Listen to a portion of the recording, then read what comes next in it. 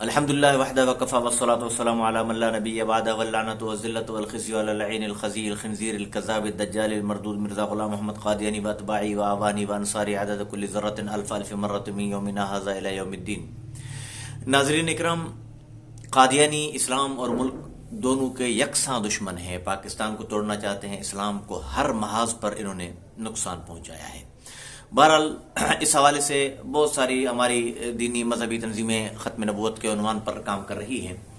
میرے استاد محترم ہیں عالمی مجلس تحفظ ختم نبوت کے زیر اہتمام جناب نگر میں ہونے والے رد قادیانیت کورس میں نے ان سے پڑھا تھا، اور گوجران والا کے شیخ الحدیث ہیں مولانا زاہد الراشدی صاحب، اور اللہ رب العزت نے انہیں قلم پر بہت بڑی گرفت دی ہے اور بہت دور بین شخصیت ہیں۔ ایک لفظ کو چھان چھان کر لکھنے والے، اور مذہبی مسئلے پر میں بلا مبالغہ یہ کہوں تو اس میں زیادتی نہیں ہوگی کہ مولانا زاہد الراشدی صاحب جو لکھتے ہیں وہ لاسانی ہیں۔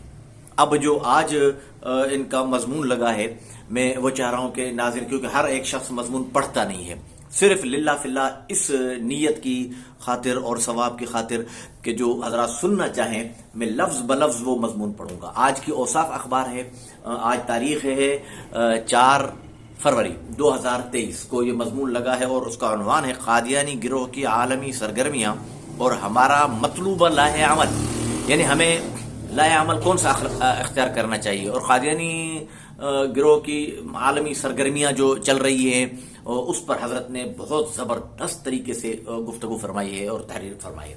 میرا دل کر رہا ہے کہ میں ان کو سب سے پہلے تو اس تحریر پر خراج تحسین پیش کروں استاد محترم شیخ الحدیث حضرت نصرت العلوم کے شیخ الحدیث حضرت مولانا زاہد الراشدی صاحب کو، کہ انہوں نے، اور میں اس مضمون کو میں نے جس کو بھی دیا، جس کو بھی فیس بک پر واٹس ایپ پر بھیجا، میں نے یہ کہہ کر بھیجا کہ یہ اللہ رب العزت نے ان سے کام لیا، اور میں اس کو الہامی تحریر سمجھتا ہوں کہ اللہ نے ان کے دل میں بات ڈالی، اور انہوں نے یہ ایسی باتیں کی ہیں کہ شاید سونا بھی اگر کہا جائے کہ سونے سے لکھی جائیں تو بھی کم ہے۔ اب آپ سے بات فرمائیں۔ مولانا زاہد الراشدی صاحب نے آج کی جو اخبار میں لکھا ہے، میں اس کو لفظ بلفظ پڑھتا ہوں۔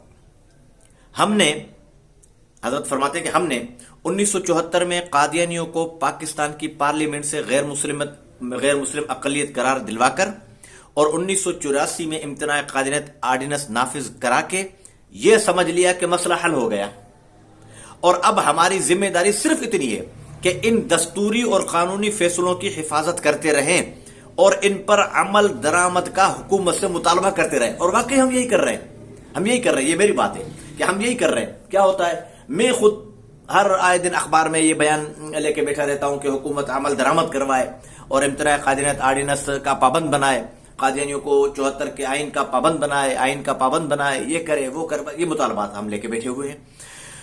اور بلا شبہ حضرت فرما رہے ہیں کہ بلا شبہ یہ کام بھی ضروری ہے، کرتے رہنا چاہیے، اس کا انکار حضرت نہیں کر رہے، ہم جو کام کرتے ہیں کرتے رہنا چاہیے، بلا شبہ یہ کام بھی ضروری ہے، اور میں خود مختلف تحریکات میں اس مقصد کے لیے سرگرم عمل چلا آ رہا ہوں۔ بلا شبہ حضرت زاہد الراشدی صاحب اس مقصد کے لیے بہت سرگرم ہے، چلا آ رہا ہوں۔ جبکہ دوسری طرف صورتحال یہ ہے کہ قادیانی گروہ ان دونوں فیصلوں کو کون سے 1974 والا اور 1984 والا، یعنی کافر قرار دلوانے والا اور امتناع قادیانیت آرڈیننس، دونوں فیصلوں کو ان دونوں فیصلوں کو تسلیم کرنے سے اب تک انکاری ہے، اور نہ صرف عالمی سیکولر حلقے اس میں مکمل طور پر ان کے ساتھ ہیں، بلکہ سیکولر مزاج مسلم حکومتوں کی پالیسی کا رجحان بھی اسی طرف ہے۔ اقوام متحدہ، مغربی حکومتوں، یورپی پارلیمنٹ اور انٹرنیشنل قومی اداروں جیسے عالمی اداروں کی مسلسل مہم ہے کہ قادیانیوں کو غیر مسلم اقلیت قرار دینے اور انہیں اسلام کے نام پر اپنی سرگرمیاں جاری رکھنے سے قانوناً روک دینے والے ان فیصلوں کو کسی نہ کسی طریقے سے ختم کیا جائے. یہ ان کی پالیسی ہے. ان کے پاس اس مہم کا سب سے بڑا جواز یہ ہے، یعنی کس وجہ سے یہ ختم کی جائے؟ سب سے بڑا جواز یہ ہے، یہ یوں کہتے ہیں کہ ان کے نزدیک یہ فیصلے اقوام متحدہ کے انسانی حقوق کے چارٹر کے خلاف ہیں، اور ان کے بقول ان فیصلوں کے ذریعے قادیانیوں کے سیاسی، شہری اور انسانی حقوق پامال ہوتے جا رہے ہیں. لیکن ختم نبوت کے محاذ پر کام کرنے والی کسی جماعت کو اس بات کی توفیق نہیں ہے کہ وہ اس عالمی مہم اور دباؤ کا سامنا کرنے کے لیے کوئی تدبیر اختیار کرے. ہماری تقاریر، بیانات، قراردادوں اور مضامین کا دائرہ ابھی تک وہی ہے کہ رٹی ہوئی تقاریر بار بار دہراتے جا رہے ہیں اور ایک ہی مضمون کی قراردادیں ہر اجتماع میں منظور کرا دیتے. ایک ہی مضمون کی قرارداد مطلب قادیانی کو آئین کا پابند بناؤ، قادیانی کو آئین کا پابند بناؤ، قادیانی کو آئین کا پابند بناؤ، قادیانی کو روکو کہ وہ ہمارے دل شکنی نہ کریں، قادیانی کو روکو. یہ ہمارے رٹی رٹائی تقریریں ہیں. کیا رٹی رٹائی تقریریں ہماری؟ قادیانی کافر ہیں، قادیانی کافروں سے بڑے ہیں، قادیانی زندگی ہیں، قادیانی ایسے ہیں، قادیانی بس حکومت کا فرض ہے کہ قادیانی کو قتل کر دے. یہ رٹی رٹائی تقریریں بس ہم کرتے جا رہے ہیں. لیکن حضرت کیا فرما رہے ہیں؟ کہہ رہے ہیں کہ ہر اجتماع میں یہ قرارداد منظور کرا کے ان کا تھوڑا بہت حصہ قومی اخبارات میں شائع ہو جانے پر مطمئن ہو جاتے ہیں کہ ہم نے اپنا فرض ادا کر دیا ہے. اب حضرت فرما رہے ہیں میں نہیں سمجھتا کہ صرف اتنے سے کام پر ہم لوگ جو تحریک ختم نبوت کے کسی نہ کسی شعبے میں خود کو سرگرم عمل رکھنے کی کوشش کرتے ہیں، خود کو عند اللہ اور عند الناس سرخرو قرار دلوا سکیں گے. میرے خیال میں اس سلسلے میں 2 محاذوں پر کام کرنے کی فوری طور پر ضرورت ہے. ایک یہ، کون سا محاذ؟ ایک یہ کہ اس سلسلے میں سیکولر لابیوں اور قادیانیوں کی طرف سے عالمی سطح پر ہونے والے کام کے بارے میں معلومات جمع کی جائیں، اور یعنی عالمی سطح پر وہ کیا کام کر رہے ہیں ان کی معلومات جمع کرو، اور دنیا بھر میں قادیانیوں اور ان کے ہم نواؤں کی سرگرمیوں کو واچ کر کے ایک جامع رپورٹ مرتب کی جائے جس کی روشنی میں ان سرگرمیوں کا سامنا کرنے اور ان کی روک تھام کے لیے مضبوط حکمت عملی وضع کی جا سکے. میری رائے میں صرف اتنا ہی کافی نہیں ہے کہ ہم مغربی اداروں اور لابیوں سے صرف اردو پریس میں ان کی قادیانیت نوازی پر احتجاج کر کے خوش ہوتے رہے. ہم اگلے دن بیان دے دیں، یہ میں اپنی طرف سے کہہ رہا ہوں، آپ اگلے دن بیان دے دیں امریکہ قادیانیت نوازی بند کرے، اقوام متحدہ قادیانیت نوازی بند کرے، یورپ قادیانیت نوازی بند کرے، انڈیا قادیانیت. ارے اللہ کے بندے، وہ تو ہیں ہی قادیانی نواز. قادیانی اٹھائے کس نے؟ انہوں نے تو اٹھائے، اور ہم مطالبہ انہی سے یہی کر رہے ہیں. تو یہ حضرت فرما رہے ہیں کہ میری نظر میں یہ کام کافی نہیں ہے، بلکہ ان اداروں اور لابیوں تک کیسی زبردست بات کی ہے حضرت نے، خدا کرے کہ کسی کے دل میں یہ بات اتر جائے.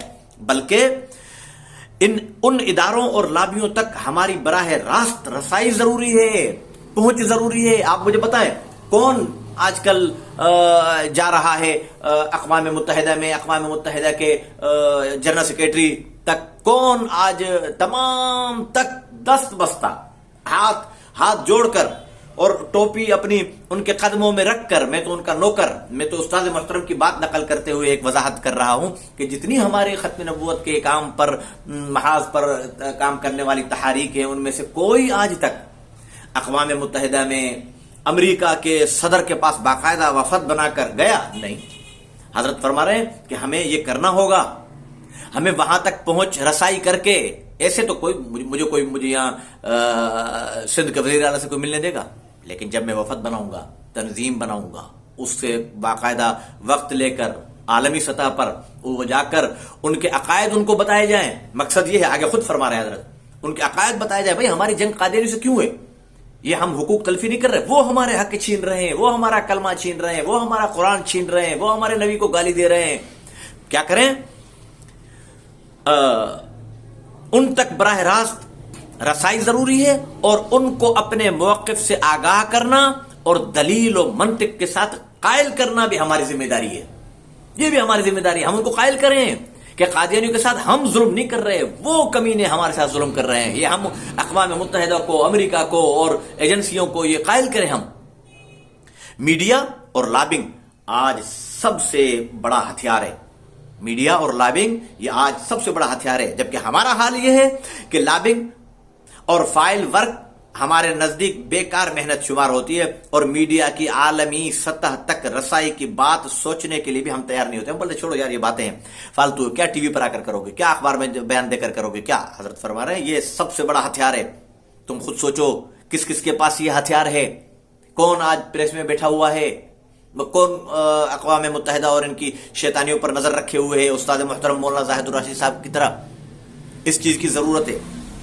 ہمارا ایک المیہ یہ بھی ہے کہ ہم یہ سارے کام صرف اپنے دائرے میں اور اپنی محدود صلاحیت کی حدود میں ہی کرنا چاہتے ہیں۔ مثلا میرا دائرہ صرف اس کمرے کے اندر ہے، بس میں یہاں پر بولوں گا قادیانی مرد آباد، قادیانی مرد آباد، قادیانی مرد، آگے نہیں جاؤں گا۔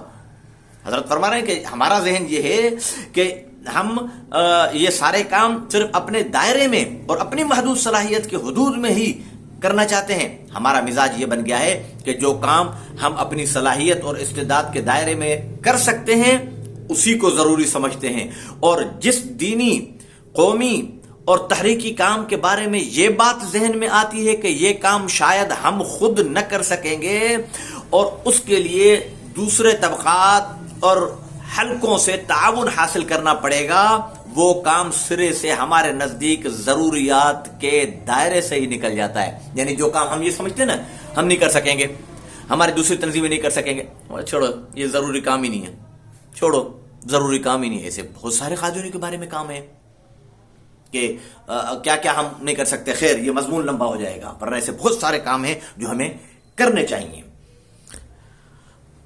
اچھا، اور کیونکہ اس صورت میں اس کام پر خود ہمیں اپنی گرفت کمزور پڑتی نظر آتی ہے۔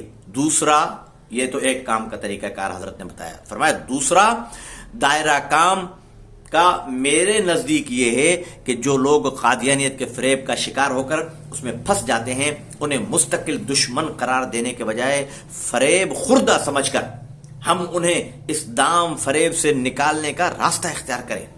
کیسی زبردست بات کی، اب واقعی یہ بات ہے، میں خود کل تک، لیکن اب انشاءاللہ نہیں، ایسا نہیں ہوگا۔ پتہ پڑے کہ فلاں شخص قادیانی ہو گیا، یہ قادیانی ہو گیا، اس کو تو نہیں چھوڑنا، وہ آپ برابر میں سے گزرے گا تو یوں کر کے میں یوں کر لوں گا، بدبو آ رہی ہے، یہ نہیں۔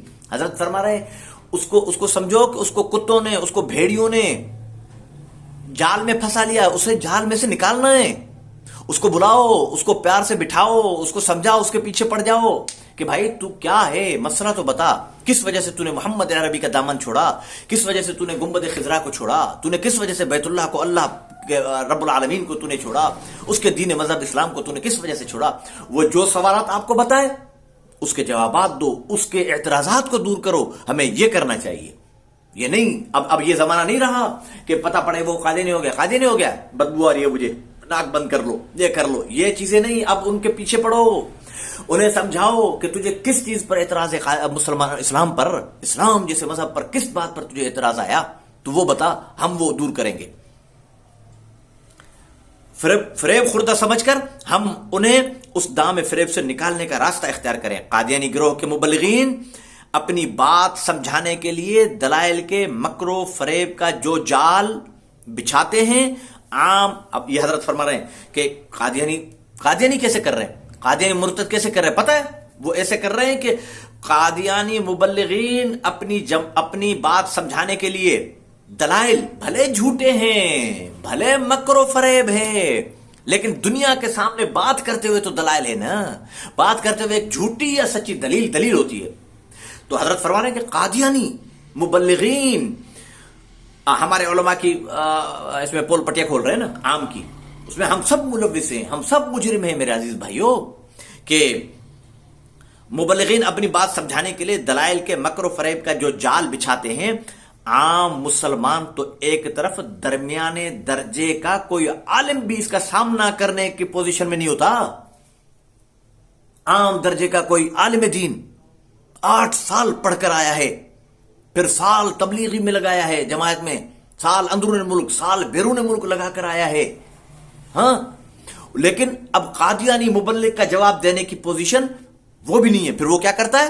وہ آگے لکھتے ہیں، حضرت خود لکھتے ہیں، اگر کسی مرحلے میں یہ تو عام عالم ہوا، اب خاص عالم کی بھی بات سنو، اللہ پناہ میں رکھے، ہمیں ان چیزوں سے نکلنا ہوگا.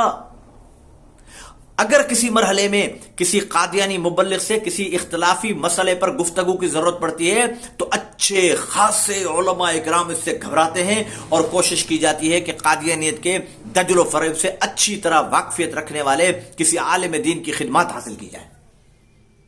یعنی کوئی بہت بڑا عالم دین میں نام نہیں لوں گا، لیکن وہ بھی نہیں آتا. قادیانی مناظر کے مقابلے میں کہا جائے گا حضرت زاہد الراشدی کو لاؤ بھائی، وہ مناظرے کرتے ہیں. مولانا اللہ وسائے صاحب کو لاؤ بھائی، وہ مناظرے کرتے ہیں. اللہ دے ان حضرات کو حیاتی، بالوں جتنی حیاتی ان کے بعد پھر کیا کرو گے؟ نعوذ باللہ قادیانی بن جاؤ گے. ارے بچے کو یہ چیزیں سکھاؤ. آگے حضرت خود فرما رہے ہیں کہ اللہ، سوال یہ ہے کہ قادیانی مبلغین کے مکر و فریب سے محفوظ رہنے کے لیے علماء اکرام کے حلقوں اور دینی طبقوں میں اس احتیاط کو ملحوظ رکھا جاتا ہے.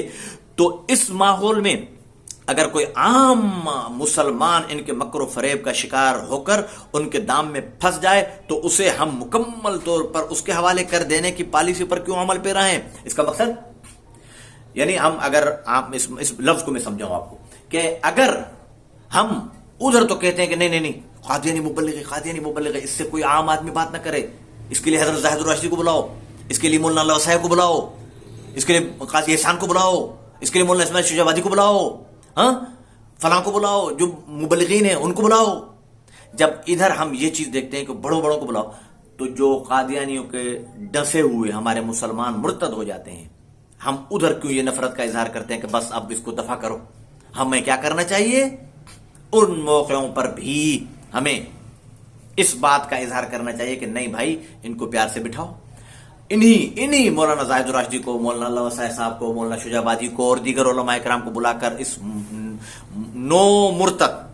نئے مرتد شدہ مسلمان کے تمام سوالات کے جوابات کا منہ توڑ جواب دو، تاکہ وہ ارتداد سے توبہ کر کے اور دوبارہ کلمہ پڑھ لے. اور ہمیں کیا کرنی چاہیے؟ اور اس بات کو اپنی دینی ذمہ داری ہم کیوں نہیں سمجھتے کہ اس سے رابطہ کر کے نئے مرتد سے رابطہ کریں اور سمجھانے اور سمجھا کر واپس لانے کے جو تقاضے ہیں وہ پورے کریں. تقاضے کون سے؟ آگے خود حضرت لکھ رہے ہیں. فقہاء اکرام نے لکھا ہے کہ کوئی شخص مرتد ہو جائے تو اسلامی حکومت میں اسے سزائے موت دی جائے گی. اسلامی حکومت، اور دے گی کون؟ پہلے یہ مسئلہ چل رہا ہے، اس کی وضاحت کرتا چلوں. کبھی اس میری گفتگو کو اور حضرت شیخ کے مضمون کو پشاور واقعے سے جوڑا جائے. غلط ہے پشاور واقعہ، اس پر میں ایک پورا مذمتی بیان دے چکا ہوں. اسلامی حکومت کا کام ہے زانی کو سنسار کرنا، چور کا ہاتھ کاٹنا اور مرتد کو قتل کرنا یا قادیانیوں کو قتل کرنا. ہمارے نزدیک آج بھی قادیانیوں کی سزا یہی ہے کہ یہ مرتد ہیں اور مرتد کی سزا اسلام میں قتل ہے. لیکن کرے گا کون؟ عام آدمی ہرگز ہرگز ہرگز نہیں. اسلامی حکومت نافذ ہوگی، قاضی ہوگا، قاضی سنے گا، سننے کے بعد 3 دن کی اس کو مہلت دے گا اور اس کے بعد حکم جاری کرے گا، پھر جا کر اس کا سر قلم کیا جائے گا. اور وہ اسلامی حکومت، اگر اسلامی حکومت نہیں ہوگی تو خاموش، اللہ پر رکھو، اللہ ان کی پکڑ کرے گا. تو یہی بات کہ مرتد، فقہا نے لکھا ہے کہ مرتد اس کو اسلامی حکومت میں سزائے موت دی جائے گی، لیکن اس کے لیے 3 دن کی مہلت دی جائے گی. 3 دنوں میں حکومت اس کا پوری طرح اہتمام کرے گی، علماء کو بلائے گی، بٹھائے گی، اس درجے کے علماء اکرام مہیا کرے گی. پوری طرح تمام حجت کرنے کے بعد پھر بھی وہ نہ لوٹا اور اس کے انکار پر پھر سزا نافذ کرے گی. ملک کے دینی مراکز، اب آخر میں حضرت جو فرما رہے ہیں میں اس کو ہاتھ جوڑ کر عرض کرتا ہوں. یہ ہاتھ جوڑ کر میں اور تمام ان بزرگوں، ان علماء کے پیروں پر امامہ رکھ کر عرض کرتا ہوں، حضرت کی یہ گفتگو جو سونے کے ساتھ سونے اور چاندی کے ساتھ، ریشم، ہیرے، جواہرات کے ساتھ لکھنے کے قابل ہیں.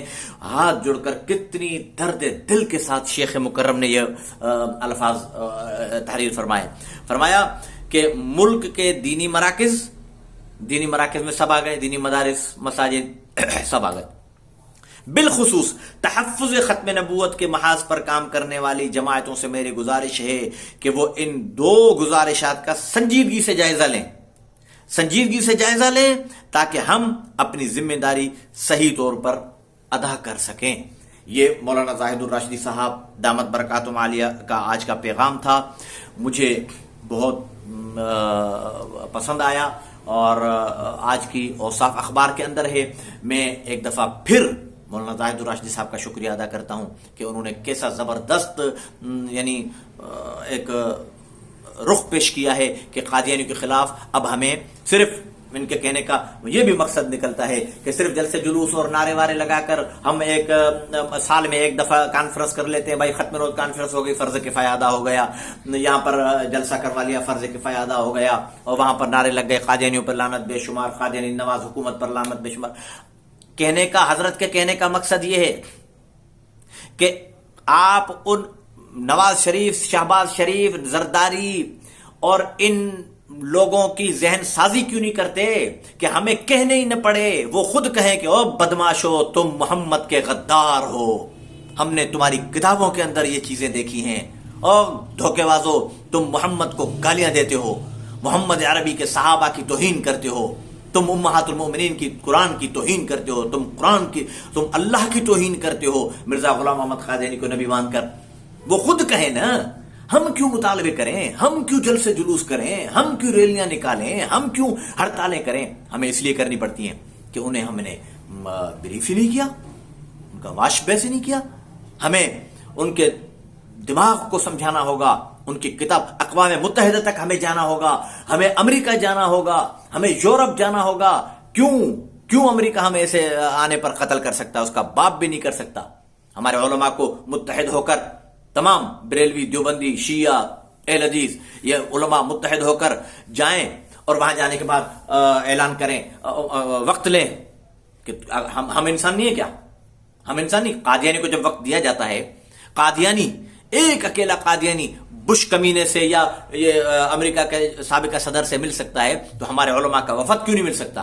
وہاں جائے، وہاں ترجمان رکھے، ہمارے علماء اردو میں بات کریں، وہ انگلش میں اس کو بتائے کہ قادیانیوں سے ہماری ذاتی جنگ نہیں ہے، ہم قادیانیوں کو نہیں، قادیانی ہمارے حقوق سلب کر رہے ہیں. یہ ہمیں کرنا ہوگا. میں ایک دفعہ پھر دست بستہ عرض کرتا ہوں اپنی تمام ختم نبوت کے محاذ پر کام کرنے والی تمام جماعتوں سے کہ وہ آج کے مولانا زاہد الراشدی صاحب دامت برکاتہم العالیہ کے اوصاف میں ادارتی صفحے پر مضمون کو پڑھیں اور اس پر سنجیدگی سے عمل کریں. اللہ رب العزت ہمیں عمل کی توفیق عطا فرمائے. وآخر دعوانا ان الحمدللہ رب العالمین.